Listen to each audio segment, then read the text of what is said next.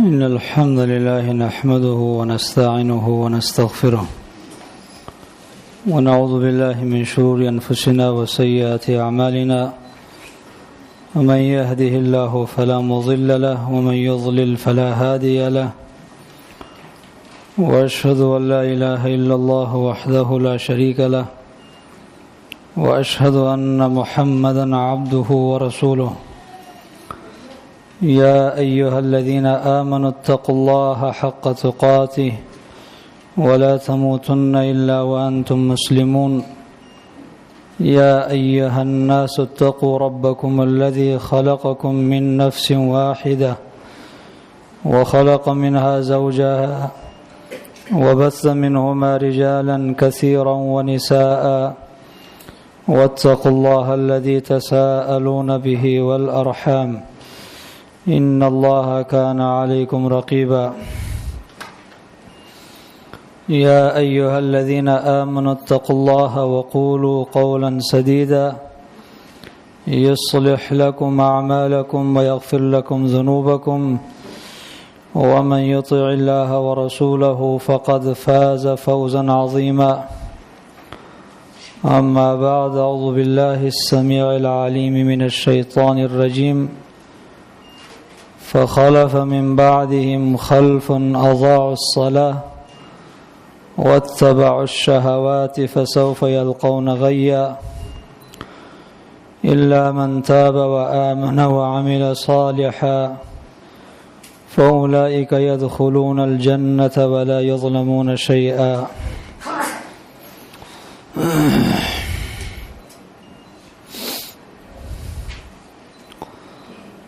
نبی صلی اللہ علیہ وسلم کا ارشاد گرامی ہے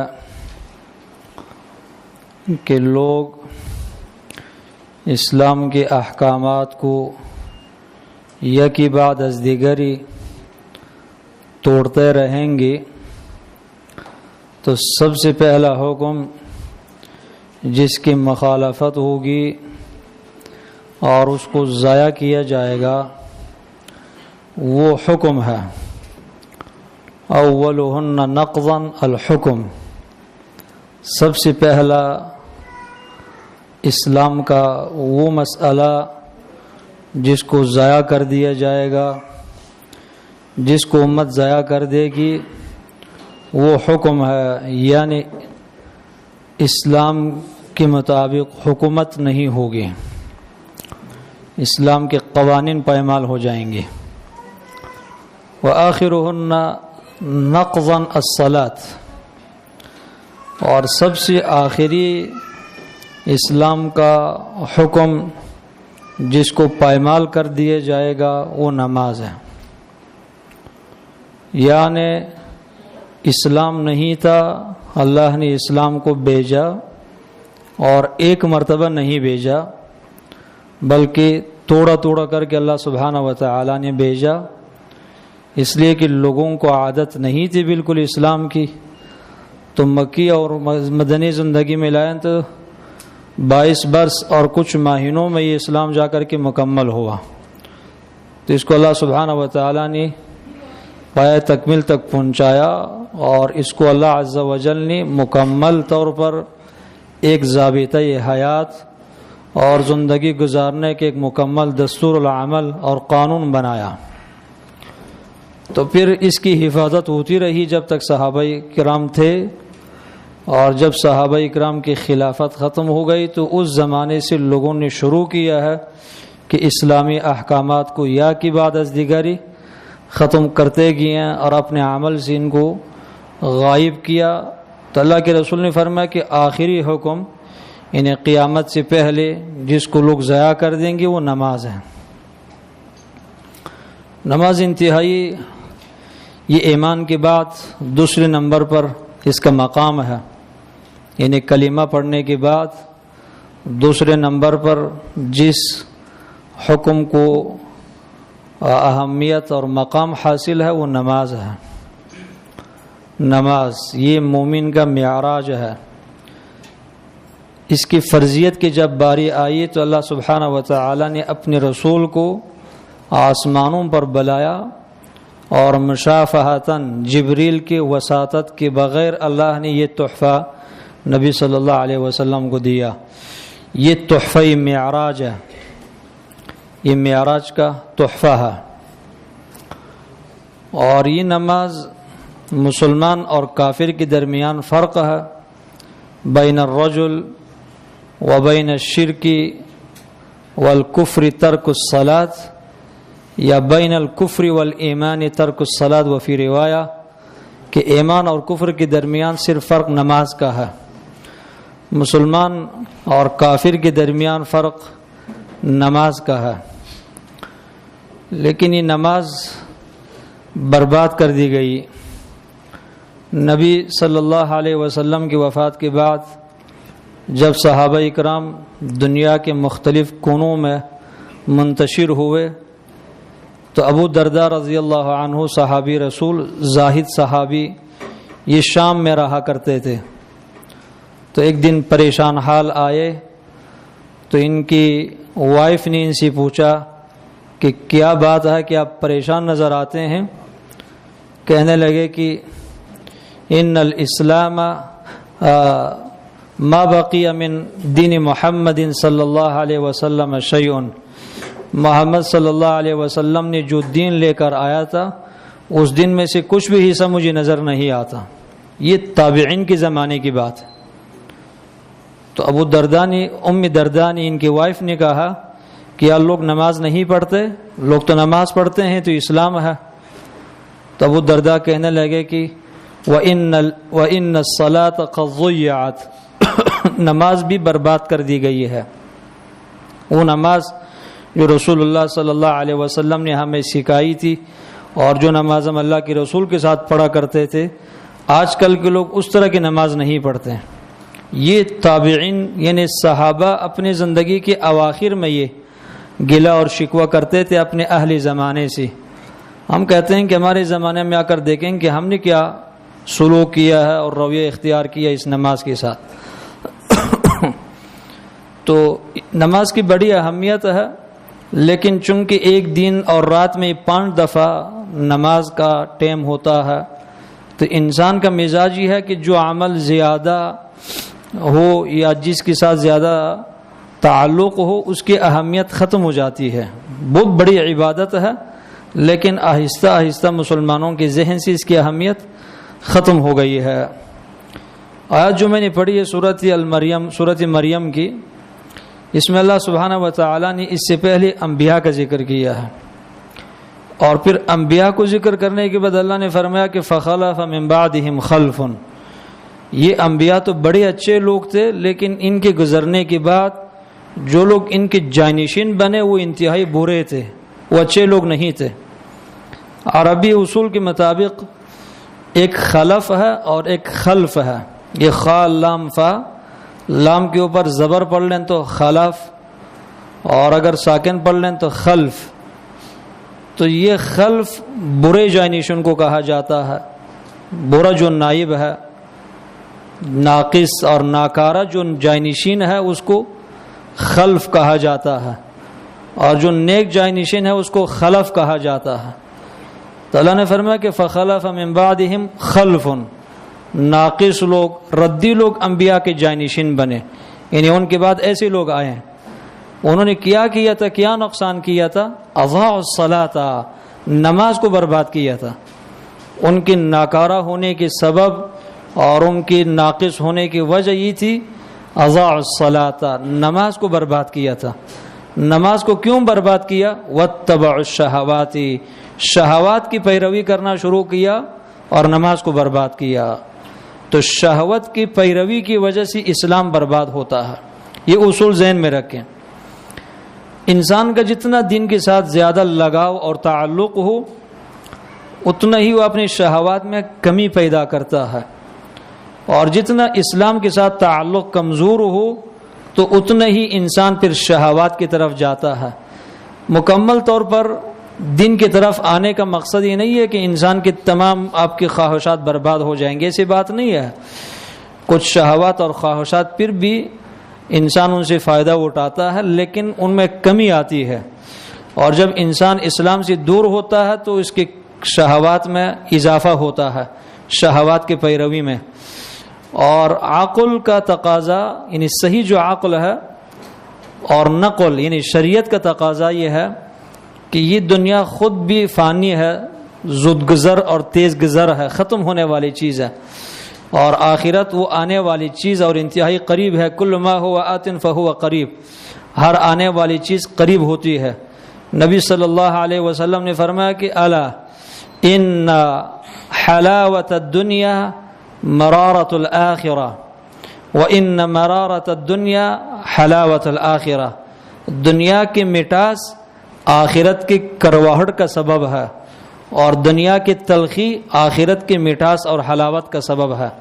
مطلب ہے کہ جو شخص دنیا میں تکلیف زیادہ برداشت کرے اللہ سبحانہ و تعالیٰ کو راضی کرنے کے لیے، تو مرنے کے بعد اس کے لیے خوشی خوشی، حلاوت حلاوت، موجیں موجیں اس کی. اور جو شخص اس دنیا میں رہ کر کے اپنی شہوات کو پوری کرنے کے لیے اللہ سبحانہ و تعالیٰ کی رضامندی کو نظر انداز کرے، اللہ رب العزت کی رضا اور عدم رضا کی کوئی حیثیت نہ ہو اس کی زندگی میں، اللہ مجھ سے راضی ہے یا ناراض ہے اس کے بارے میں کبھی اس نے سوچا نہیں ہے، اور نہ کبھی اس مقصد کو حاصل کرنے کے لیے اس نے اپنی ایک شہوت چھوڑ دی ہے. تو جو لوگ یوں زندگی گزارتے ہیں، اللہ کے رسول نے فرمایا کہ مرنے کے بعد پھر تلخی تلخی ہے، سختی سختی ہے. تو آپ نے فرمایا کہ دنیا فانی ہے اور آخرت باقی ہے. فآثروا ما یفنا علی ما یبقى، جو فنا پذیر ہے اس کو آپ جو باقی ہے اس کو ترجیح دے دیں. فآثروا ما یبقى علی ما یفنا، جو باقی رہنے والی چیز ہے اس کو جلد ختم ہونے والی چیز پر ترجیح دے دیں، یعنی آخرت کی طرف زیادہ توجہ دیا کریں. غرض یہ ہے، اس میں نہیں جانا چاہتا کہ واتبعوا الشہوات. تو شہوات کی پیروی کی وجہ سے لوگوں کی نمازیں برباد ہو گئی. اب ان کو سزا کیا ملے گی؟ فسوف یلقون غیا، یہ عن قریب غی وادی میں چلی جائیں گی. غی کیا ہوتا ہے؟ غی کی دو تفسیر ہے. ایک غی کی تفسیر عبداللہ ابن مسعود رضی اللہ عنہ نے کی ہے. یہ صحابی رسول فقی صحابی یہ کہتے ہیں کہ نہر فی جہنم خبیث الطعم بعید القعر. یہ غی جو اللہ سبحانہ و تعالی نے وعدہ کیا ہے ان لوگوں سے جنہوں نے نماز کو برباد کیا ہے، یہ غی جہنم کے اندر ایک نہر ہے، دریا اس کو کہیں آپ، ایک دریا ہے، اس کا جو ذائقہ ہے انتہائی خبیث ہے، اور اس کی جو گہرائی ہے وہ انتہائی زیادہ ہے، انتہائی گہری نہر ہے وہ. فسوف یلقون غیا، اللہ نے فرمایا کہ جن لوگوں نے نماز کو برباد کیا ہے ان کو میں غی کے اندر پھینک دوں گا، یعنی اس وادی کے اندر پھینک دوں گا جو جہنم کے اندر ہے. والعیاذ باللہ من ذالک. عبداللہ بن مسعود سے کسی نے کہا کہ یہ نماز کو ضائع کرنے کا مقصد یہ ہے کہ ان لوگوں نے نماز بالکل ترک کر دی تھی. کہنے لگے نہیں، ترک الصلاۃ کفر، نماز کو چھوڑ دینا تو کفر ہے. ہم الذین یؤخرون الصلاۃ عن وقتها، اس آیت میں جن لوگوں کو دھمکی دی گئی ہے یہ وہ لوگ ہیں جنہوں نے نماز کو اول وقت میں نہیں پڑھی، وقت کے مطابق نماز نہیں پڑھی بلکہ مرضی کے مطابق نماز پڑھی ہے. بس کاروبار کو اور اسی طرح دنیاوی مصروفیات کو مقام اول دیا ہے، جب ان سے فراغت ملتی ہے تو نماز پڑھ لیں گے وگرنہ نہیں پڑھیں گے. یہ ایسے لوگوں کے متعلق ہے. نماز کو بالکلیہ چھوڑ دینا تو کفر ہے. صحابی کا یہ بیان ہے کہ یہ کفر ہے.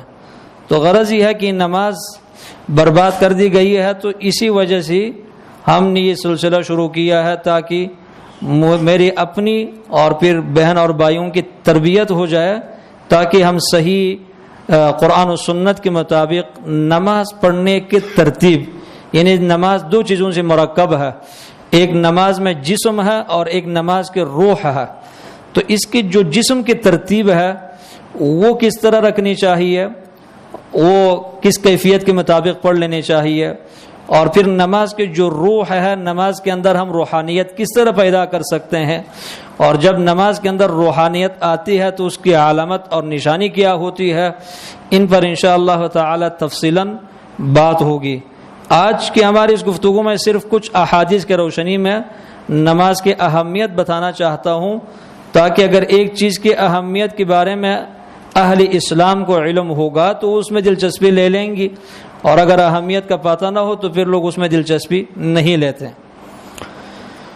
میں نے شروع میں کہا کہ ایمان کے بعد سب سے افضل عمل وہ نماز ہے. نبی صلی اللہ علیہ وسلم نے فرمایا ہے ما عمل ابن آدم شیئا افضل من الصلاة.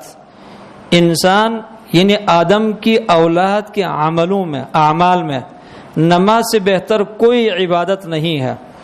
اور اس کے بعد وصلاح ذات البین، مسلمانوں کے درمیان صلح اور صفائی قائم کرنا.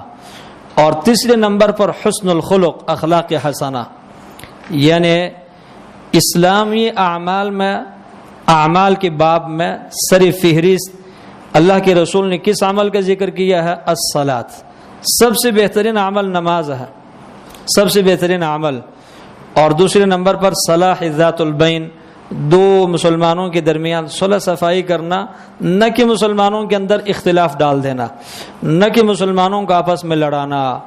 صلح ذات البین، مسلمانوں کی درمیان اتفاق اور وحدت قائم کرنا، یہ ہر نفلی عبادت سے بہتر ہے، ہر نفلی عبادت سے. اور مسلمانوں کے درمیان فساد ڈال دینا، تفریقہ ڈال دینا، مسلمانوں کو آپس میں لڑانا، ہی الحالقہ، یہ تمام نیکیوں کو برباد کر دینے والی چیز ہے.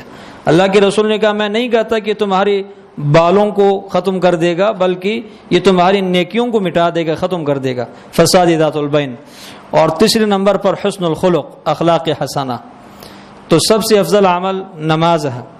یہ بخاری کی روایت ہے، لیکن صحیح بخاری میں نہیں ہے، بلکہ بخاری نے التاریخ الکبیر میں اس روایت کو ذکر کیا ہے، اور شیخ البانی رحمۃ اللہ علیہ نے اس کو حسن کہا سلسلۃ الاحادیث الصحیحہ میں اور صحیح الجامع الصغیر میں. دوسری روایت کہ نماز کس طرح افضل ہے. نبی صلی اللہ علیہ وسلم مال غنیمت تقسیم کر رہے تھے. ایک شخص آ کر اس نے کہا اعدل یا محمد، محمد آپ عدل اور انصاف کا خیال کریں، اپنی اس تقسیم میں عدالت کا خیال کریں، بے انصافی نہ کریں. یہ انتہائی سخت بات تھی جو اس کم عقل انسان نے اللہ کے رسول سے کی تھی. اللہ کے رسول نے کہا ویحک، تیرے لیے ہلاکت ہو. اولست بأحق اہل الارض ان یتق اللہ، کیا زمین کے اوپر سب سے زیادہ اللہ سبحانہ و تعالی کے تقوی کا میں حقدار نہیں ہوں؟ یعنی کیا تمہیں معلوم نہیں ہے کہ زمین کے اوپر اللہ سبحانہ و تعالی سے سب سے زیادہ ڈرنے والا شخص میں ہوں؟ تمہیں اس کے بارے میں خبر نہیں ہے؟ تمہیں خبر ہے. تو صحابہ اکرام کھڑے تھے. صحابہ اکرام کو اتنا غصہ آیا، خالد ابن ولید رضی اللہ عنہ کہنے لگے دعنی یا رسول اللہ اضرب عنقہ، اللہ کے رسول مجھے آپ اجازت دے دیں تاکہ میں اس کا سر قلم کر دوں. اس نے اتنے بڑا گستاخی کیا آپ کے ساتھ کہ آپ کو اس نے کہا کہ آپ عدالت کا خیال کیے کریں. اللہ کے رسول کی جگہ کوئی اور لیڈر ہوتا کہ اس کے افراد اتنے فرمانبردار ہوتے، اس نے آرڈر دے دینا تھا کہ بس قلم کر دو اس کا سر. اللہ کے رسول نے فرمایا کہ لا لعلہ ان یکون یصلی، نہ اب اس کا سر قلم نہ کریں، شاید کی نماز پڑھتا ہو، شاید کہ یہ نماز پڑھنے والا شخص ہو. کیا مطلب؟ یعنی نماز پڑھنے سے انسان کے خون کو اسلام میں حفاظت ہوتی، اسلام میں اس کی حفاظت ہوتی ہے. اور اگر ایک انسان نماز نہیں پڑھتا تو اس حدیث کی روشنی میں آپ دیکھیں تو کیا مطلب ہے اس کا؟ یعنی اس کا خون بہانا پھر جائز ہے اسلام میں؟ حدیث میں بھی ہے کہ امرت ان اقاتل الناس حتی یشهدوا ان لا الہ الا اللہ وان محمد رسول اللہ ویقیموا الصلاة ویؤتوا الزکاة فاذا فعلوا ذلك عصموا مني دماءهم واموالهم الا بحق الاسلام وحسابهم على اللہ تعالی. مجھے حکم دیا گیا ہے کہ میں لوگوں کے خلاف جنگ لڑوں، اپنی جنگ جاری رکھوں. اللہ کے رسول کہہ رہے ہیں کہ مجھے حکم دیا گیا ہے. آپ کو حکم دینے والا کون ہوتا ہے؟ اللہ رب العزت، یعنی رب العالمین نے مجھے حکم دیا ہے کہ میں لوگوں کے خلاف اپنی جنگ جاری رکھوں یہاں تک کہ لوگ 3 کام کرنا شروع کر دیں. جب 3 کام کرنا شروع کریں گی تو پھر میرے لیے حلال نہیں ہوگا کہ میں ان لوگوں کے خلاف اپنی جنگ جاری رکھوں. وہ کون سی 3 کام ہے؟ حتی اشہد ان لا الہ الا اللہ، سب سے پہلی بات کلمہ پڑھ لیں، کلمہ توحید، کلمہ طیبہ، اشہد ان لا الہ الا اللہ و اشہد ان محمد رسول اللہ.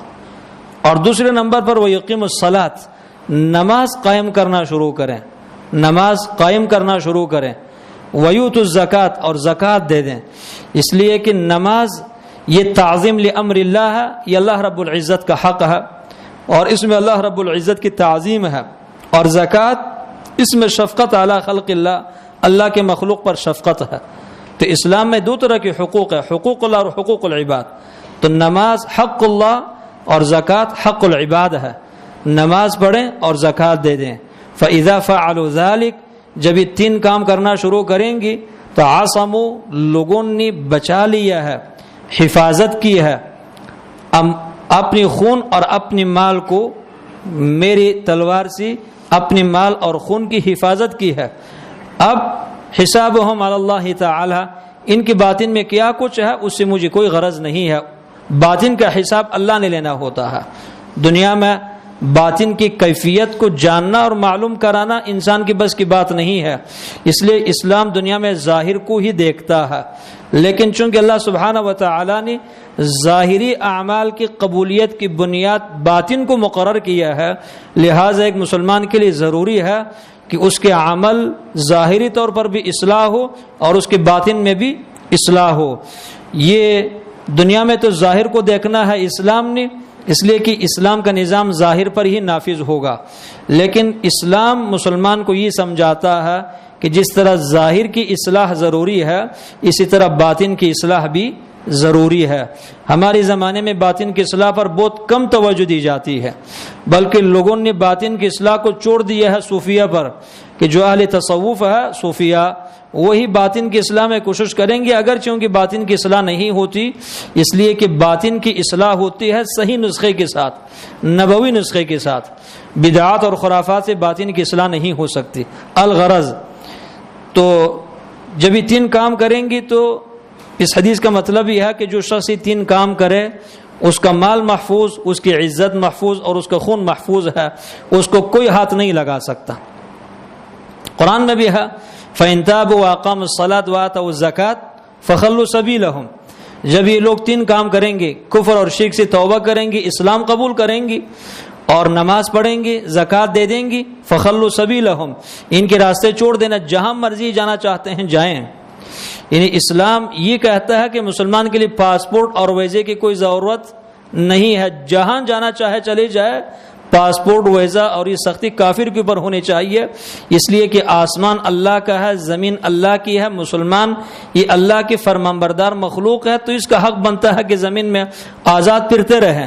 لیکن یہ عزت کفار نے ہم سے چھین لی ہے۔ یورپ کے اندر ان کے مشترک ویزے اور مشترک پیسے اور مشترک بازار، لیکن مسلمانوں کو ٹکڑوں کے اندر تقسیم کر دیا ہے کہ آپ ویزا اور پاسپورٹ کے بغیر ملک کی سرحد پار نہیں کر سکتے۔ الغرض قرآن نے کہا فخلوا سبیلہم۔ اسی صورت یا توبہ میں اللہ نے فرمایا کہ فإن تابوا وأقاموا الصلاة وآتوا الزکاة فإخوانکم فی الدین، یہ جو کافر ہے اگر یہ تین کام کریں تو یہ تمہاری دینی بھائی بنیں گے۔ فإن تابوا، اپنی کفر سے توبہ کریں، وأقاموا الصلاة، نماز قائم کریں، وآتوا الزکاة، زکوٰۃ دے دیں، فإخوانکم فی الدین، یہ تمہاری دینی بھائی بنیں گے، یہ تمہاری دینی بھائی بنیں گے، تو ان کا وہی حق ہوگا جو تمہارا حق ہے اسلام کے اندر۔ تو انسان کی خون اور مال کی حفاظت نہیں ہو سکتی جب تک کہ نماز نہ پڑھے، اور قرآن میں اللہ عز و جل نے فرمایا کہ وَأَقِيمُوا الصَّلَاةَ وَلَا تَكُونُوا مِنَ الْمُشْرِكِينَ، نماز قائم کیا کریں، مشرکین میں سے نہ بنے۔ یہ آیت صراحتاً بتا دیتی ہے کہ ترک نماز سے شرک کی بو آتی ہے، تو مشرک نماز نہیں پڑھتا، مسلمان تو نماز پڑھتا ہے۔ بین الشرک والکفر، بین الرجل و بین الشرک والکفر ترک الصلاۃ، مسلمان کفر اور شرک کے درمیان فرق تو صرف نماز کا ہے کہ کافر مشرک نماز نہیں پڑھتا، مسلمان نماز پڑھتا ہے۔ تیسری حدیث عبادہ بن صامت کی روایت، نبی صلی اللہ علیہ وسلم سے وہ بیان کرتے ہیں کہ آپ نے فرمایا خمس صلوات افترضہن اللہ عز وجل، پانچ نمازیں اللہ سبحانہ و تعالی نے ہر مسلمان عاقل بالغ اور مکلف پر فرض کیا ہے، علی عباد، اپنے بندوں پر۔ فمن جاء بہن لم ينقص منہن شیئا استخفافا بحقہن، جو شخص یہ پانچ نمازیں پوری پڑھ لے اور ان میں کوئی کمی نہ کرے، اس کو ہلکا سمجھتے ہوئے ان میں کوئی کمی پیدا نہ کرے، بلکہ 5 نمازیں تمام زندگی پڑھتے رہے، تو کیا ہوگا؟ فَإِنَّ اللَّهَ جَاعِلٌ لَهُ يَوْمَ الْقِيَامَةِ عَهْدًا أَن يُدْخِلَهُ الْجَنَّةَ، اللہ سبحانہ و تعالی نے اپنی ذمہ داری لی ہے کہ اللہ عز و جل قیامت کو اس کو جنت میں داخل کریں گے، جو 5 نمازوں کی پابندی کرتے رہے کل زندگی، اور ان میں لم ينقص منهن شيئا استخفافا بحقهن، نماز کو ہلکے سمجھتے ہوئے ان میں کوئی کمی نہ کریں، تو اللہ رب العزت نے اپنے اوپر ایسے شخص کا حق بنایا ہے، یعنی ایسے شخص کا جنت میں داخل ہو جانا اللہ نے اپنے اوپر فرض کیا ہے۔ اللہ کے اوپر کوئی فرض نہیں کر سکتا، اللہ سے بڑا کوئی نہیں ہے۔ اللہ نے اس مسلمان کی تکریم اور عزت کرتے ہوئے اپنے اوپر یہ فرض کیا ہے کہ اس نے مجھ سے یاد لیا کہ جنت میں چلے جائے گا۔ اور ومن جاء بہن قد انتقص منهن شيئا استخفافا بحقهن، جو قیامت کو اللہ کے سامنے پیش ہو جائے اور اس نے ان نمازوں میں کمی پیدا کی ہو، ترک نہیں ہے۔ حدیث کے الفاظ پر ہمارے زمانے کے اہل علم غور نہیں کرتے کہ جو آئے اور اس نے کمی کیا ہو، قد انتقص منهن شيئا استخفافا بحقهن، نماز کو زیادہ اہمیت نہ دینے کی وجہ سے نماز کے حقوق میں اس نے نقص کیا ہے، کمی کیا ہے۔ مثلا 5 نمازیں پوری نہیں پڑھی، یا اگر پڑھی ہے تو نماز کے حقوق اور فرائض کا خیال نہیں کیا، تو جب وہ اللہ کے سامنے پیش ہوگا، لم یکن له عند اللہ عہد، اس کا اللہ کے پاس کوئی عہد نہیں ہے، اس کا اللہ کے اوپر کوئی حق نہیں ہے۔ ان شاء عذبہ و ان شاء غفر له، اللہ اگر چاہیں تو اس کو عذاب دے دیں اور اگر چاہیں تو معاف کریں۔ لا یسأل عما یفعل، اللہ سے کوئی پوچھ نہیں سکتا، اس کی مرضی ہے۔ فعال لما یرید ہے، اگر وہ چاہے تو اس کو معاف کرے اور اگر چاہے تو پکڑ لے۔ تو دیکھیں نماز میں اگر کوئی بندہ کمی کرتا ہے، انتقص منهن شيئا، اگر اس کی نماز میں کمی ہے تو کوئی گارنٹی نہیں ہے کہ یہ بندہ سیدھا جنت میں چلے جائے گا، بلکہ ممکن ہے کہ جہنم کے اندر چلے جائے، اور جو اس کی نمازوں میں کمی ہے وہ کمی پوری کر دی جائے جہنم کے آگ کے ذریعے سے، اور پھر اس کو نجات مل جائے۔ موطا امام مالک اور سنن نسائی کی صحیح روایت۔ اسی طرح نبی صلی اللہ علیہ وسلم نے فرمایا کہ وَاعْلَمُوا أَنَّ خَيْرَ أَعْمَالِكُمْ الصَّلَاةُ وَلَنْ يُحَافِظَ عَلَى الْوُضُوءِ إِلَّا مُؤْمِنٌ، تمہارے اعمال میں سب سے بہترین عمل نماز ہے۔ خیر اعمالکم، جتنے بھی تم عمل کرتے ہو سب سے بہترین عمل نماز ہے۔ وَلَنْ يُحَافِظَ عَلَى الْوُضُوءِ إِلَّا مُؤْمِنٌ، اور وضو کی حفاظت نہیں کرتا مگر مومن۔ یعنی ایمانداری کی ایک علامت یہ ہے کہ انسان کیا کرے، وضو کی حفاظت کیا کرے۔ ایک ایمانداری اصطلاح ہے شریعت کے عرف میں، اور ایک ایمانداری اصطلاح ہے ہمارے عوام المسلمین جو کہ اسلام سے بے خبر ہے ان کے عرف میں۔ ہمارے زمانے میں ایک بندے کا عقیدہ ہی خراب ہے، اخلاق بھی خراب ہے، اور زندگی میں اگر نہ کہیں تو مہینے میں ایک نماز بھی نہیں پڑھتا۔ شاید جمعہ خان ہوگا کہ صرف جمعے سے جمعے کی نماز پڑھتا ہو، یا عیدین خان ہوگا کہ صرف 2 عیدوں کی نمازیں پڑھتا ہو، لیکن کیا ہے وہ بس کاروباری معاملات میں کچھ نہ کچھ اپنی قول اور عہد کا پابند ہے۔ لوگ کہتے ہیں کہ بندہ بڑا ایماندار ہے، بندہ بڑا ایماندار ہے۔ بھئی کس چیز کا وہ ایماندار ہے؟ نماز نہیں پڑھتا، وضو نہیں کرتا۔ اللہ کے رسول نے فرمایا کہ ایمان کی علامت کیا ہے؟ وضو کی حفاظت۔ وضو کی حفاظت کا 2 مطلب ہے، ایک تو اکثر باوضو رہنا۔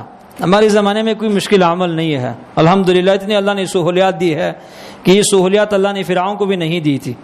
قارون جس کے خزانے کے چابیوں کو جوانوں کی ایک جماعت نہیں اٹھا سکتی تھی، قارون کو بھی اللہ نے نعمتیں نہیں دی تھی جو اللہ نے ہمیں دی ہے۔ اتنی سہولیات اور آسانی ہے، تو وضو کی حفاظت کوئی مشکل کام نہیں ہے کہ بندہ اکثر کوشش کرے کہ باوضو رہا کرے، بہترین عبادت ہے۔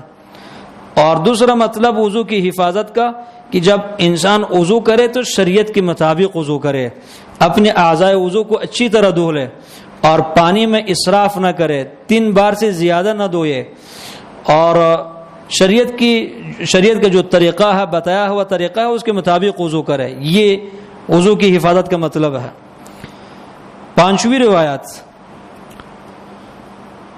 نبی صلی اللہ علیہ وسلم نے فرمایا، ابو ہریرہ کی روایت، من حافظ علی هؤلاء الصلوات المکتوبات لم یکن من الغافلین، جو ان 5 فرضی نمازوں کی حفاظت کرے، من حافظ، جو ان نمازوں کی حفاظت کرے، لم یکن من الغافلین، اللہ کے ہاں یہ غافل لوگوں میں سے اس کا شمار نہیں ہوگا.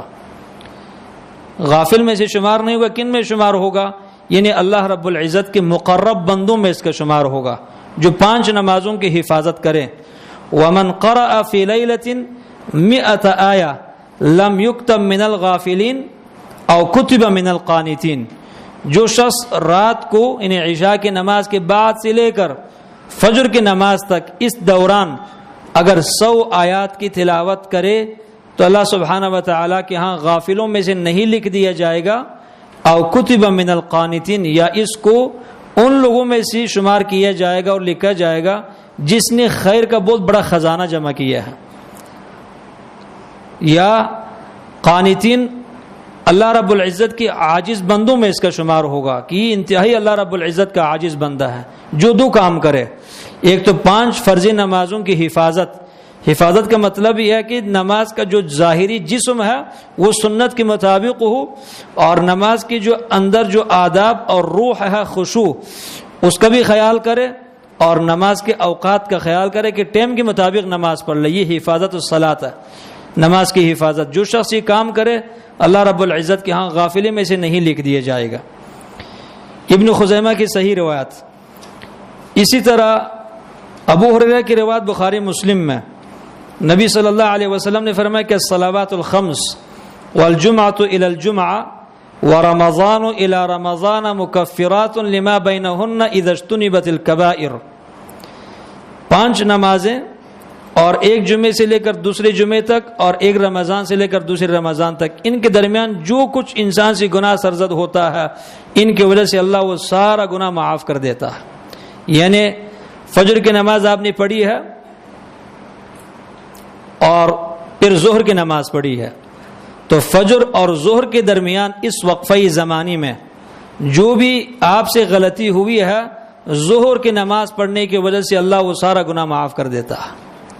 پھر ظہر اور عصر کے درمیان جو وقفہ ہے اس میں اگر انسان سے گناہ ہوتا ہے، اور یقیناً ہوتا ہے، ہمارے زمانے میں گناہ اتنی زیادہ ہے کہ گھر سے باہر نکلیں تو گناہ ہوتا ہے، گھر کے اندر بھی گناہ ہوتا ہے. تو یہ ظہر اور عصر کے درمیان جو گناہ ہوا ہے اللہ سبحانہ و تعالی اس کو نماز عصر کی وجہ سے معاف کر دیتا ہے. پھر عصر اور مغرب کے درمیان اسی طرح، پھر عشاء اور مغرب کے درمیان اسی طرح. ایک اور حدیث اللہ نے ذہن میں ڈالی، بڑی اچھی حدیث. نبی صلی اللہ علیہ وسلم نے فرمایا کہ تحترقون ثم تحترقون، تم گناہوں میں جل جاتے ہو پھر جل جاتے ہو. فاذا صلیتم الصبح غسلتها، جب تم فجر کی نماز ادا کرتے ہو تو فجر کی نماز ان گناہوں کو دھو دیتی ہے.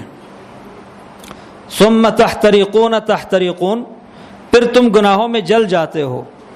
گناہ میں جلنے کا مطلب ہے کہ گناہ کا جو انجام ہے وہ کیا ہے، آگ ہے، اور آگ کے اندر انسان جل جاتا ہے، پھر تم گناہوں میں جل جاتے ہو. فَإِذَا صَلَّيْتُمُ الظُّهْرَ غَسَلَتْهَا، جب تم ظہر کی نماز ادا کرتے ہو تو ظہر کی نماز ان گناہوں کو دھو دیتی ہے. ثُمَّ تَحْتَرِقُونَ تَحْتَرِقُونَ، پھر تم جل جاتے ہو گناہوں کے اندر. فَإِذَا صَلَّيْتُمُ الْعَصْرَ غَسَلَتْهَا، پھر جب تم عصر کی نماز ادا کرتے ہو تو عصر کی نماز ان گناہوں کو دھو دیتی ہے. اور ثم تحترقون تحترقون فاذا صلیتم المغرب غسلتها، پھر تم جل جاتے ہو گناہوں کے اندر جل جاتے ہو. جب مغرب کی نماز پڑھتے ہو تو مغرب کی نماز ان گناہوں کو دھو دیتی ہے. ثم تحترقون تحترقون، پھر تم مغرب اور عشاء کے درمیان گناہ کر کے جل جاتے ہو. فاذا صلیتم العشاء غسلتها، جب تم عشاء کی نماز ادا کرتے ہو تو عشاء کی نماز ان گناہوں کو دھو دیتی ہے. ثم تنامون ولا يكتب عليكم شيئا حتى تستيقظوا، پھر تم سو جاتے ہو گناہوں سے پاک، تم پر کچھ بھی نہیں لکھ دیا جاتا یہاں تک کہ دوبارہ تم اپنے خواب سے بیدار ہو جاتے ہو، اٹھ جاتے ہو. یہ شریعت میں جو سنتی ہے کہ یہ سنت متروک العمل ہے کہ نبی صلی اللہ علیہ وسلم عشاء کی نماز سے پہلے سو جانے کو ناپسند کرتے تھے، اور عشاء کی نماز کے بعد گفتگو کرنے کو ناپسند کرتے تھے سوا چند قسم گفتگوؤں کی۔ اس میں حکمت بھی یہی ہے، جب آپ عشاء کی نماز ادا کرتے ہیں تو آپ کی ایک دن کی زندگی مکمل ہو گئی ہے عشاء کی نماز پڑھنے پر۔ اب اگر عشاء کی نماز کے بعد آپ سیدھا جا کر کے وہ سونے کے جو آداب اور سنت طریقہ ہے ان پر عمل کر کے آپ سو جاتے ہیں تو آپ کے نامہ اعمال میں کیا لکھ دیا جاتا ہے؟ ختم لہ بالخیر، آج اس دن کی جو زندگی تھی اس کا خاتمہ خیر پر ہوا ہے، اس کا خاتمہ خیر پر ہوا ہے۔ لیکن عشاء کی نماز کے بعد آپ گاڑیاں لے کر نکلیں ہوٹلوں میں، پارکوں میں اور مہمان نوازیوں میں، اور اسی طرح ٹی وی لگائیں اور 1 بجے تک آپ ڈرامہ دیکھتے رہیں، تو بلا شک و شبہ یہ کوئی سختی والی بات نہیں، آپ سب مانتے ہیں کہ پھر کتنا گناہ ہوتا ہوگا۔ کیلکولیٹر لے کر پھر حساب کر لیں کتنی جھوٹی باتیں ہم سنیں گے ٹی وی سے اور میڈیا سے، کتنی بے پردہ عورتوں کو آپ دیکھیں گی اور خواتین کتنے نامحرم مردوں کو دیکھیں گی، تو پھر گناہ کر کے سو جائیں گے تو نامہ اعمال میں کیا لکھ دیا جاتا ہے؟ ختم لہ بالمعصیہ، آج کی زندگی کا جو خاتمہ ہے وہ اس کی زندگی کا خاتمہ شر پر ہوا ہے، گناہوں پر ہوا ہے۔ میں اپنے رب سے اتنی امید رکھتا ہوں اور پوری امید کے ساتھ اور وثوق کے ساتھ کہہ سکتا ہوں کہ جس مسلمان کی اکثر یومیہ زندگی کا خاتمہ اگر خیر پر ہو، بلا شک و شبہ اس کی کل زندگی کا جو خاتمہ ہے وہ بھی خیر پر ہوگا۔ ہاں، پوری امید کے ساتھ کہہ سکتا ہوں انشاءاللہ۔ اللہ رب العزت انتہائی مہربان ہے، وہ شکور ہے، قدردان ہے۔ ہم تو ہمارے طرف بالکل محتاج نہیں ہے، ہم اس کی طرف محتاج ہے، وہ صمد ہے، کل مخلوق اس کی طرف محتاج ہے، لیکن وہ شکور ہے، اپنی بندے کی محنت کی بڑی قدر ہے اس کو۔ اس لیے ایک بندہ جو اللہ رب العزت کی طرف ایک برشت آگے بڑھتا ہے تو اللہ ایک ہاتھ اس کی طرف آگے بڑھتا ہے۔ تو غرض یہ ہے کہ یہ خاتمہ بالخیر کا ایک سبب یہی ہے کہ ہم روزانہ اپنی زندگیوں کا خاتمہ خیر پر کر لیں۔ اسی طرح ابو ایوب انصاری کی روایت ہے، کہتے ہیں کہ نبی صلی اللہ علیہ وسلم نے فرمایا کہ ان کل صلاۃ تحط ما بین یدیہا من خطیہ، ہر نماز سے پہلے جو گناہ ہوا ہے نماز پڑھنے کی وجہ سے وہ تمام گناہ معاف ہوگا، وہ تمام گناہ معاف ہوگا۔ اور بخاری مسلم کی وہ معروف روایت ابو ہریرہ والی روایت، آپ نے صحابہ سے کہا کہ ارأیتم لو ان نہرا بباب احدکم یغتسل فیہ کل یوم 5 مرات هل یبقى من درنہ شیء، اگر تم میں سے کسی ایک کے دروازے کے سامنے کوئی نہر بہتی ہو اور یہ گھر والا اس نہر کے اندر روزانہ 5 مرتبہ غسل کرے، نہائے، کیا اس کے میل کچیل میں سے کچھ اس کے جسم پر باقی رہے گا؟ صحابہ نے کہا لا یا رسول اللہ، اللہ کے رسول سوال ہی پیدا نہیں ہوتا کہ میل کچیل باقی رہے۔ آپ نے فرمایا کہ فذالک مثل الصلوات الخمس، یہی تو 5 نمازوں کی مثال ہے، یہی نہر جو تمہارے دروازے کے سامنے بہتی، یہی تو 5 نمازوں کی مثال ہے کہ جو شخص 5 نمازیں روزانہ جماعت کے ساتھ اور اہتمام کے ساتھ پڑھ لے تو اس کی گناہوں میں سے کچھ بھی باقی نہیں رہے گا، اللہ اس کے سارے گناہوں کو معاف فرمائیں گے۔ اسی طرح مسند احمد کی روایت ہے، نبی صلی اللہ علیہ وسلم نے فرمایا ان المسلم اذا توضأ فاحسن الوضوء، بے شک مسلمان جب وضو کرتا ہے اور پھر اچھی طرح وضو کرتا ہے یعنی سنت کے مطابق، اور پھر ثم صلی صلوات الخمس، پھر 5 نمازیں پڑھتا ہے صحیح وضو کے مطابق، تحاطت عنہ ذنوبہ او خطیئتہ کما یتحاط هذا الورق، اس کا گناہ یوں گرتا ہے اس کے جسم سے جس طرح کہ خشک درخت کے پتے ہلانے سے گرتے ہیں۔ درخت خشک ہو چکا ہو اور اس کے پتے بھی خشک ہو چکے ہوں، تیز تند آندھی چلے یا اس کا آپ زور سے پکڑ کر کے ہلائیں تو اس کے سارے پتے گر جاتے ہیں۔ اللہ کے رسول نے فرمایا کہ جو صحیح سنت کے مطابق وضو کر کے 5 نمازیں پڑھ لیں یوں اس کے گناہ معاف ہو جاتے اور اللہ سبحانہ و تعالی معاف کر دیتا ہے۔ کتنی عظیم یہ خیر ہے نماز کی۔ اسی طرح ابو ہریرہ رضی اللہ عنہ کی روایت ہے بخاری میں، نبی صلی اللہ علیہ وسلم نے فرمایا حرم اللہ علی النار ان تأکل آثار السجود، اللہ سبحانہ و تعالی نے جہنم کی آگ پر حرام کر دیا ہے کہ جہنم کی آگ ان اعضاء کو جلا نہیں سکتی، چھو نہیں سکتی جن اعضاء کے ساتھ آدمی سجدہ کرتا رہا ہے، انسان سجدہ کرتا رہا ہے، یعنی آثار السجود، وہ اعضاء جو انسان کی زمین پر لگتا ہے، ان اعضاء کو جہنم کی آگ نہیں چھوئے گی. تو مطلب یہ کنایا کہ وہ جہنم میں نہیں جائے گا، وہ جہنم میں نہیں جائے گا. اس لیے کہ انسان کو ٹکڑے ٹکڑے کر کے جہنم کے اندر نہیں پھینکا جاتا کہ اس کے ماتھے کو الگ کر دیا جائے، اس کے ہتھیلیوں کو الگ کر دیا جائے، اور اس کے گھٹنوں کو اور پاؤں کو الگ کر دیا جائے، اور پھر اس کے بقیہ جسم کو جہنم کے اندر پھینک دیا جائے. ایسا نہیں ہوگا. جب ان اعضاء کی بچت ہوگی، مطلب یہ کہ کل جسم کی بچت ہوگی. تو جہنم کی آگ سے بچنے کا سب سے بڑا ذریعہ ہے یہ آگ، یہ نماز. اور جہنم بہت خطرناک چیز ہے، ہم اس کے بارے میں سوچ بھی نہیں سکتے. اسی طرح نبی صلی اللہ علیہ وسلم نے فرمایا ہے کہ لن یلج النار احد صلی قبل طلوع الشمس وقبل الغروب وبعد غروب. وہ شخص جہنم میں بالکل نہیں جا سکتا جو کہ سورج نکلنے سے پہلے اور سورج غائب ہونے کے بعد نماز پڑھ لے. یعنی صلاۃ الصبح والعصر، صبح اور عصر کی نماز مراد ہے. تمام نمازوں کی پابندی کرنی ہے، لیکن پھر نمازوں کے اندر فجر کی نماز اور عصر کی نماز کا خاص مقام ہے اسلام کے اندر. بہت بڑی اہمیت ہے ان نمازوں کی. اللہ کے رسول نے فرمایا کہ من صلی الصبح فہو فی ذمۃ اللہ. جس نے صبح کی نماز پڑھی اس نے اپنے آپ کو اللہ کے حوالے کر دیا ہے. اب اللہ کی ذمہ داری ہے کہ اللہ نے اس کی حفاظت کرنی ہے ہر شر سے اور ہر مصیبت سے، ہر بلا سے. اس کا مطلب یہ کہ جو صبح کی نماز نہیں پڑھتا اس کی کوئی حفاظت نہیں ہے، کسی بلا اور مصیبت سے اس کی کوئی حفاظت نہیں ہے. اور پھر عصر کی نماز، اس کی تو خاصتاً قرآن کریم میں تاکید ہے، حافظوا علی الصلوات والصلاۃ الوسطی. تمام نمازوں کی حفاظت کرو اور خاص کر عصر کی نماز کی حفاظت کیا کرو.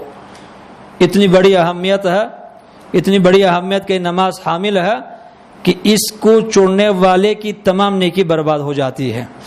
نبی صلی اللہ علیہ وسلم کا صحیح ارشاد، من ترک صلاۃ العصر فقد حبط عملہ. جس نے عصر کی نماز جان بوجھ کر چھوڑ دی اس کی تمام نیکیاں برباد ہو گئی، کل زندگی کی نیکی برباد ہو گئی. کوئی مذاق کی بات ہے؟ یہ کسی ملا مفتی کا فتویٰ نہیں، اللہ کے رسول کا ہی فتویٰ ہے. من ترک صلاۃ العصر فقد حبط عملہ. جس نے جان بوجھ کر عصر کی نماز چھوڑ دی اس کی تمام نیکی برباد ہو گئی. اچھا، اگر کسی نے جان بوجھ کر ترک نہ کیا، ایسی ہی بس کسی مصروفیت کی وجہ سے اس کی نماز رہ گئی، اس کے لیے کوئی گناہ نہیں. ہاں، من فاتتہ صلاۃ العصر فکأنما وتر اہلہ ومالہ. جس نے اگر جان بوجھ کر تو نہیں لیکن غلطی سے اگر اس نے چھوڑ دیا ہے تو اس کی مثال ایسے ہے کہ جیسی اس کے تمام گھر والوں کو، اس کے کل کاروبار کو آگ لگ گئی ہے. یہ اصل نماز کی اہمیت نہیں رہی ہے. یعنی اس حدیث کا مطلب یہ ہے کہ ایک بندے کو اطلاع دی جائے، اللہ نہ کرے، کہ بھائی آپ کے گھر کو بھی آگ لگی ہے، آپ کے بال بچے سب جل کر کے مر چکے ہیں، اور آپ کی فیکٹری کو، ملز کو بھی آگ لگ گئی، وہ بھی برباد ہو گئی، راگ ہو گیا ہے، کچھ بھی نہیں بچا. تو اس نے اتنا بڑا نقصان نہیں اٹھایا. کیوں؟ اس لیے کہ وہ سب کچھ اللہ نے دیا تھا. اس اللہ کے خزانے بھرے ہوئے اللہ اور بھی دے سکتا ہے، اور اللہ اس کو دے دے گا. بیوی اور ملے گی، بچے اور ملیں گے، کاروبار اور ملے گا، اللہ دے سکتا ہے، اللہ قادر ہے اس پر. لیکن اگر عصر کی نماز رہ گئی، اب اس کا کوئی جبران نہیں ہے، اس کا کوئی جبران نہیں ہے. کیا نماز کی اہمیت تھی سلف کی زندگیوں میں. ترمذی میں روایت ہے صحیح، مسور ابن مخرمہ یہ بیان کرتے ہیں کہ جب ابو لولو کافر مجوسی نے عمر رضی اللہ عنہ کو مارا تھا، کہتے ہیں کہ حال پوچھنے کے لیے گیا ہوں تو عمر رضی اللہ عنہ بے ہوش پڑے تھے. میں نے صحابہ سے کہا کہ عمر کا کیا حال ہے؟ تو صحابہ نے کہا کہ یہی حال ہے جو آپ دیکھ رہے ہیں کہ خون بہہ رہا ہے، اور اس ٹائم سے فجر کی نماز سے لے کر ابھی تک بے ہوش نہیں آئی ان کو. مسور کہتے ہیں کہ میں نے ان سے کہا کہ مجھے ایک چیز کے بارے میں پتہ ہے کہ اگر آپ اس کا نام لے لیں تو عمر کو ہوش آ جائے گی، ہوش آئے گی اس کو فوراً. صحابہ نے کہا وہ کیا ہے؟ میں نے کہا کہ آپ اس کو بآواز بلند کہیں کہ عمر نماز، آپ نماز کا نام لے لیں تو عمر کو ہوش آ جائے گی. صحیح ترمذی میں آپ روایت دیکھ سکتے ہیں.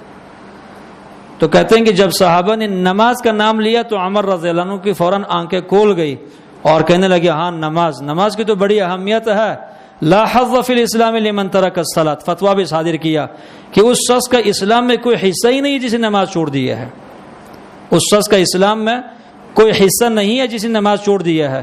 بے ہوش اور زخمی انسان کو نماز کا نام لینے سے ہوش آیا کرتی تھی، یوں تعلق تھا صحابہ اکرام کا نماز کے ساتھ۔ آپ کہیں کیسا ہو سکتا ہے؟ ہو سکتا ہے، یہ تو بے ہوشی کے عالم ہے نا، بے ہوشی کا عالم ہے۔ نبی صلی اللہ علیہ وسلم نے فرمایا کہ جب مسلمان کو قبر کے اندر رکھ دیا جاتا ہے اور عصر کا جب ٹائم ہوتا ہے تو یہ میت، اللہ سبحانہ و تعالیٰ نے اس میں اتنا سا شعور رکھا ہوا ہے کہ یہ کھڑا ہوتا ہے اور کہتا ہے کہ نماز، فرشتے اس کو ہنس کر کے کہیں گے کہ اب نماز پڑھنے کا وقت گزر چکا ہے، آپ کی مکلفیت ختم ہو گیا، اب آپ سو جائیں، نم کنومۃ العروس، دلہا کی طرح آپ سو جائیں، آپ کے اوپر اب کوئی ذمہ داری نہیں ہے۔ قبر کے اندر انسان کو نماز کی فکر لگتی ہے۔ عمر تو دنیا کے اندر تھے، اب بے ہوش ہو چکے تھے، تو عمر کو نماز کا جب نام لیا تو عمر کو ہوش آئی ہے اور کہنے لگے لا حظ فی الاسلام لمن ترک الصلاۃ، اس شخص کا اسلام میں کوئی حصہ نہیں ہے جسے نماز چھوڑ دی ہے۔ حاتم اصم ایک بزرگ انسان گزر چکے ہیں، ایک دن وہ ان کے عصر کی نماز رہ گئی، تاخیر ہو گئی اس میں، تو ان کا ایک ساتھی ہوا کرتا تھا ابو اسحاق البخاری۔ ابو اسحاق البخاری تعزیت کے لیے آئے اور کہنے لگے کہ آپ کو تعزیت ہو، انا للہ و انا الیہ راجعون، آپ کو مصیبت پہنچی ہے کہ آپ کی عصر کی نماز رہ گئی، جماعت رہ گئی آپ کی۔ کہنے لگے بالکل، بہت بڑی مصیبت مجھے پہنچی ہے، حق بنتا ہے کہ لوگ تعزیت داری کے لیے آئیں۔ تو ابو اسحاق البخاری جب چلی جاتے ہیں تو یہ حاتم اصم اپنے لوگوں سے گلہ اور شکوہ کرتے ہیں کہ اگر میرا کوئی بیٹا فوت ہوتا تو سب لوگ آتے تھے تعزیت داری کے لیے، لیکن وہ چیز میری رہ گئی ہے جو بیٹے سے بڑی قدر رکھتی تھی میرے ہاں، کہ میری جماعت کی نماز رہ گئی، کس نے مجھے میری تعزیت نہیں کی۔ یہ صرف بات ہے کہ میں بتا سکتا ہوں، آپ سن سکتے ہیں، باقی ہمارے دلوں میں یہ کیفیت کلا و حاشا نہیں ہے۔ یعنی آپ سوچیں نا ابھی ایک منٹ کے لیے، اپنی دلوں کی طرف، وجدان کی طرف آپ رجوع کریں، کیا ہماری زندگیوں میں نماز کو بیٹے کے برابر حیثیت حاصل ہے؟ بیٹا تو بہت بڑی بات ہے، کھانے کی برابر اس کی حیثیت ہے، کپڑے کے برابر اس کی حیثیت ہے، جوتے کے برابر اس کی حیثیت ہے۔ آپ یقین کریں واللہ العظیم، جتنا آپ جوتوں کا اہتمام کرتے ہیں کہ جب جوتے لینے کی باری آتی ہے تو مہنگی سی مہنگی دکان، اچھی سی اچھی کمپنی، اور اس کی پالش کا اور اس کی ہر چیز کا آپ جس طرح حفاظت کرتے ہیں کہ بھائی پالش کے بغیر آپ تو جوتے پہنتے بھی نہیں ہیں، بوٹ نہیں پہنیں گے، کیا جوتوں کے برابر ہماری زندگی میں نماز کی حیثیت ہے؟ حسن بصری رحمۃ اللہ علیہ کی بات مجھے بہت اچھی لگتی ہے، وہ کہا کرتے تھے کہ اے مسلمان، ہم سے انہوں نے کہا ہے جب تمہاری زندگی میں نماز کی قدر نہیں ہے تو تم خود بتاؤ کہ پھر تمہاری زندگی میں اسلام کی کس حکم کی حیثیت ہے؟ ایمان کے بعد یہ سب سے بڑا حکم ہے نماز، جب اس کی تمہاری زندگی میں اہمیت نہیں ہے تو پھر اسلام کی کس حکم کی اہمیت ہے تمہاری زندگی میں؟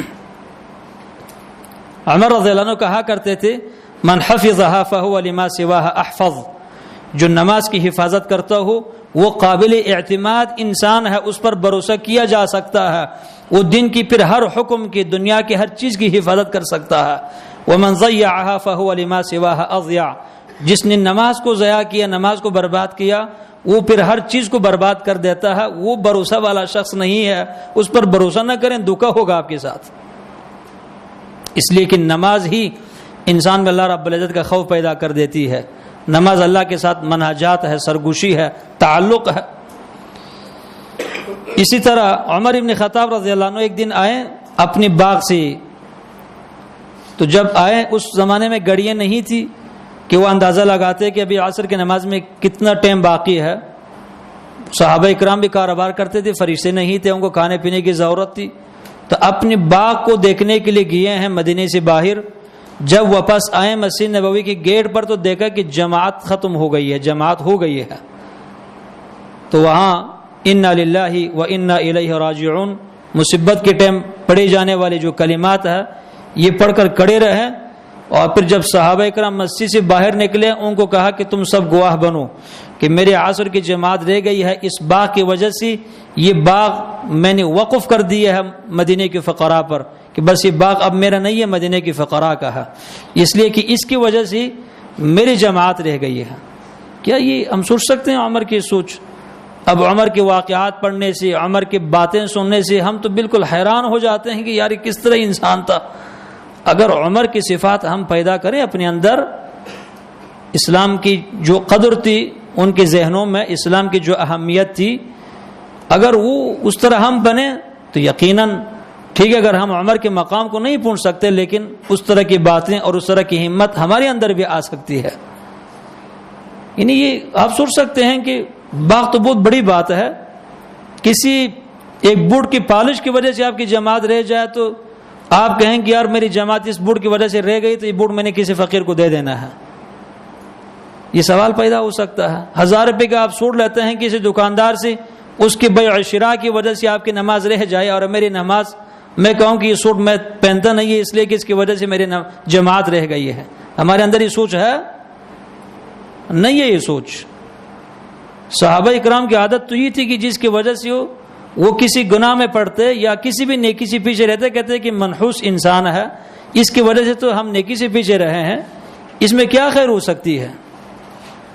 یہ صحابہ اکرام کا طریقہ ہوا کرتا تھا۔ اللہ کے رسول مرض الوفات میں، موت کی بے ہوشیوں میں کیا کہتے تھے؟ الصلاۃ الصلاۃ وما ملکت ایمانکم، اپنی نمازوں کا خیال کرو، نماز کی حفاظت کیا کرو، اور اسی طرح اپنے کمزوروں کے حقوق کا خیال کیا کرو، غلام ہے، لونڈی ہے، نوکر ہے، بیوی ہے، ان کے حقوق کا خیال کیا کرو۔ الصلاۃ وما ملکت ایمانکم۔ پھر نبی صلی اللہ علیہ وسلم نے فرمایا، ایک دن آپ قبرستان کے پاس جا کر صحابہ سے کہنے لگے، آپ ایک مربی انسان تھے، معلم، اور تربیت کے مواقع ڈھونڈتے تھے۔ ایک قبر کی طرف آپ اشارہ کر کہنے لگے کہ رکعتانی خفیفتانی، 2 رکعت نماز اور مختصر 2 رکعت نماز، مما تحقرون و تغفلون، وہ 2 رکعت نفلی نماز جس کو تم حقیر جانتے ہو۔ اس روایت پر غور کریں، یہ اللہ کے رسول کی بات۔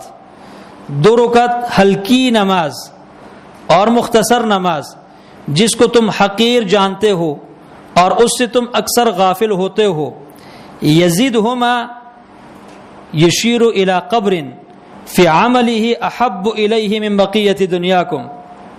2 رکعت مختصر نفلی نماز کہ اگر یہ شخص جو اس قبر کے اندر پڑا ہے، اگر اس کے لیے ممکن ہو کہ اپنی نیکیوں میں صرف 2 رکعت نماز کا اضافہ کرے تو 2 رکعت نماز اس میت کی ہاں تمہاری کل دنیا سے بہتر ہے۔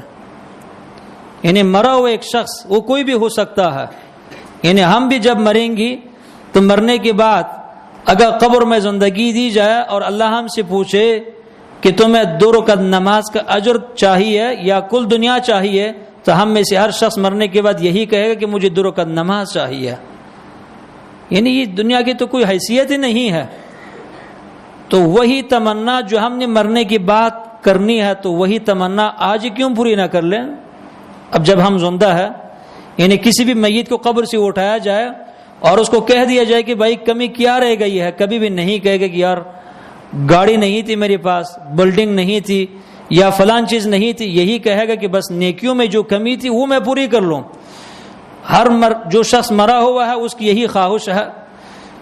تو ہم بھی جب فوت ہوں گے، اور یقیناً فوت ہوں گے، تو مرنے کے بعد بھی ہماری یہی خواہش ہوگی، یہی امید ہوگی۔ تو ابھی آئیں، میں اور آپ اس امید کو پوری کر لیں تاکہ مرنے کے بعد پھر پچھتانے کی باری نہ آ جائے، پھر ندامت کرنے کا موقع نہ آ جائے۔ 2 رکعت نماز اس شخص کے ہاں، اس قبر والے کے ہاں تمہاری دنیا سے بہتر ہے۔ اسی طرح نبی صلی اللہ علیہ وسلم نے فرمایا، ان اول ما يحاسب به العبد يوم القیامۃ الصلاۃ، سب سے پہلی چیز جس کے بارے میں انسان سے حساب لیا جائے گا قیامت کے دن وہ نماز ہے۔ فمن صلحت صلح سائر عمله، تو جس شخص کی نماز ٹھیک نکل آئی تو اس کی تمام نیکیاں اللہ کے ہاں قبول ہوگی، اور وَإِن فسدت، اگر اس کی نماز فاسد نکل آئی، ناقص، فسد سائر عمله، اس کی تمام زندگی کی نیکی برباد ہو جائے گی۔ طبرانی کی روایت اور شیخ البانی رحمۃ اللہ علیہ نے سلسلۃ الاحادیث الصحیحہ میں ذکر کیا ہے، صحیح روایت۔ نماز بقیہ نیکیوں کی قبولیت کی بنیاد ہے۔ اگر نماز قبول ہوگی تو ہماری بقیہ نیکیاں قبول ہو جائیں گی اس حدیث کے مطابق، اور اگر نماز ناقابل قبول ہو تو کل زندگی کی جو نیکی ہے وہ سب برباد ہے۔ اسی طرح دوسری روایت نبی صلی اللہ علیہ وسلم نے فرمایا کہ ان اول ما يحاسب به العبد بصلاته، سب سے پہلی چیز جس کے بارے میں بندے سے حساب لیا جائے گا وہ نماز ہے۔ فَإِن صَلَحَتْ فَقَدْ أَفْلَحَ وَنَجَحَ، اگر اس کی نماز ٹھیک نکل آئی تو وہ فلاح پایا ہے، کامیاب ہو چکا ہے، اور اگر وَإِن فَسَدَتْ، اگر اس کی نماز ناقص ثابت ہو جائے اور ناقابل قبول ثابت ہو جائے فَقَدْ خَابَ وَخَسِرَ، یہ شخص ذلیل ہوا ہے اور اپنے مقصد میں ناکام ہوا ہے۔ اللہ کے ہاں ذلیل بھی ہوگا جب نماز ٹھیک نہیں نکل آئے گی، اور یہ اپنے مقصد کو نہیں پہنچ سکتا۔ مقصد کیا ہے اللہ کے عذاب سے نجات، تو نجات نہیں ملے گی، اس کو جہنم میں چلے جائے گا۔ اسی طرح عبداللہ بن عمر کی روایت مسند احمد، دارمی، سنن دارمی وغیرہ میں عبداللہ بن عمر کہتے ہیں کہ ان رسول اللہ صلی اللہ علیہ وسلم ذکر الصلاۃ یوما، اللہ کے رسول نے ایک دن صحابہ اکرام میں نماز کا ذکر کیا۔ اب اکثراً وقتاً فوقتاً نماز کے بارے میں یاد دہانی کراتے تھے صحابہ اکرام کو، تو آپ نے نماز کا ذکر کیا اور پھر کہا من حافظ علیہا کانت لہ نورا وبرہانا ونجاتا یوم القیامہ، جو شخص نمازوں کی حفاظت کرے تو قیامت کے دن اس کو نور ملے گا، دلیل ملے گی، نجات ملے گی۔ نور ملے گا جس کے ذریعے سے وہ پل صراط عبور کرے گا، یسعى نورهم بین ایدیہم وبایمانہم، قرآن میں بھی ہے کہ ان کے سامنے ان کا نور ہوگا اور نماز کا نور ہوگا۔ وبرہانا، اس کو دلیل ملے گی کہ اللہ کے سامنے یہ دلیل پیش کرے گا اپنے آپ کو نجات دینے کے لیے، اور نجات ملے گی اس کو۔ اور ومن لم یحافظ علیہا، جو نماز کی حفاظت نہ کرے، لم یکن لہ نور ولا برہان ولا نجات یوم القیامہ، قیامت کو نہ اس کے لیے نور ہوگا، نہ دلیل ہوگی، نہ نجات ہوگی۔ وکان مع فرعون وقارون وہامان وابی بن خلف، یہ فرعون کے صف میں کھڑا ہوگا، یہ بے نماز فرعون کے صف میں، قارون کے صف میں، حامان کے صف میں، اور ابی بن خلف کے صف میں۔ یہ بڑے بڑے کافر ہیں، فرعون، قارون اور حامان، یہ تو موسیٰ علیہ السلام کے زمانے کے 3 بڑے کافر تھے، اور ابی بن خلف اس امت میں نبی صلی اللہ علیہ وسلم کا سب سے بڑا دشمن تھا ابی بن خلف، ابو جہل کے بعد۔ تو اللہ کے رسول نے فرمایا کہ جو نماز کی حفاظت نہ کرے قیامت کے دن ان لوگوں کے صف میں کھڑا ہوگا۔ یہ اللہ کے رسول کی بات ہے، یہ کسی عالم کا اجتہاد نہیں کہ ہم اس کو ہلکا سمجھ لیں۔ ان کے ساتھ حشر ہوگا۔ وما ينطق عن الهوى، اللہ کے رسول بھی اپنی خواہش سے بات نہیں کرتے تھے، بلکہ جو بات آپ کے زبان سے نکلتی تھی وحی آسمانی کی ترجمانی کرتے تھے آپ۔ ان هو الا وحی یوحى، تو آپ نے فرمایا کہ فرعون کے ساتھ ہوگا۔ ابن قیم رحمۃ اللہ علیہ نے کتاب الصلاۃ میں اس حدیث کے تحت لکھتے ہیں کہ اس میں کیا علت ہے کہ وہ فرعون، قارون، حامان اور ابی بن خلف کے ساتھ ہوگا۔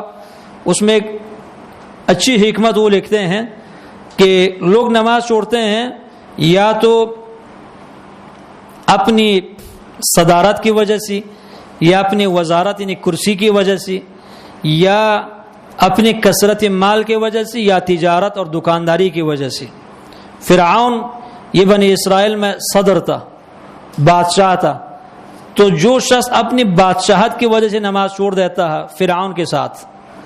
حامان اس کا وزیر تھا، جو اپنی وزارت یا اپنی گورنری یا اپنی کسی بھی چھوٹی کرسی یا بڑی کرسی کی وجہ سے نماز نہیں پڑھتا، جیسے کہ اکثر حکام نماز برباد کر دیتے ہیں، وہ حامان کے ساتھ ہوگا۔ قارون بہت بڑا مالدار تھا، جو شخص مالدار کہ اپنی مالداری کی وجہ سے نماز نہیں پڑھتا، قارون کے ساتھ ہوگا۔ ابی بہت بڑا تاجر تھا، ہمیشہ دکانداری کیا کرتا تھا، جو شخص دکان میں مصروف ہو کر کے نماز نہیں پڑھتا، ابی بن خلف کے ساتھ اس کا حشر ہوگا۔ یہ 4 بڑے کافر ہے اس نسل انسانی میں۔ اسی طرح آخری روایت انس بن مالک رضی اللہ عنہ بیان کرتے ہیں، صحیح ترغیب و ترہیب کی روایت ہے، ان للہ ملکا ینادی عند کل صلاۃ، اللہ نے ایک فرشتہ مقرر کیا ہوا ہے، جب بھی ایک نماز کا ٹائم ہوتا ہے یہ فرشتہ پکارتا ہے لوگوں کو، کہتا ہے کہ قوموا الی نورانکم التی اوقدتموها فاطفئوها، کہ تم کھڑے ہو جاؤ اس آگ کی طرف جس کو تم نے خود جلائی ہے، اس آگ کی طرف کھڑے ہو جاؤ جس کو تم نے جلائی ہے، فَأَطْفِئُوهَا، اس آگ کو ابھی بجھا دو۔ کیا مطلب؟ یعنی اللہ کی معصیت اور اللہ کے نافرمانی کر کے تم نے جو آگ بجھائی ہے، اس آگ جو آگ تم نے جلائی ہے اس آگ کو بجھانے کے لیے کھڑے ہو جاؤ، یعنی نماز پڑھ لو، اس نماز کی وجہ سے وہ آگ بجھ جائے گی۔ تو میرا خیال ہے کہ اتنی دلائل احادیث نبی صلی اللہ علیہ وسلم کی صحیح احادیث ایک مسلمان کی ترغیب کے لیے کافی ہے اور ترہیب کے لیے کافی ہے کہ ایک مسلمان ان وعدوں کو اور ان وعیدوں کو سننے کے بعد نماز کی حفاظت کرے اور نماز کبھی بھی نہ چھوڑے۔ اللہ سبحانہ و تعالی مجھے اور آپ سب کو صحیح نمازی بنائے اور صحیح سنت کے مطابق نماز پڑھنے کی توفیق دے دے۔ وباللہ تعالی التوفیق۔ اور اگلے درس میں انشاءاللہ پھر نماز کا طریقہ بیان ہوگا اگر اللہ نے زندگی رکھی۔ وصلی اللہ وسلم علی نبینا محمد وعلی آلہ وصحبہ اجمعین۔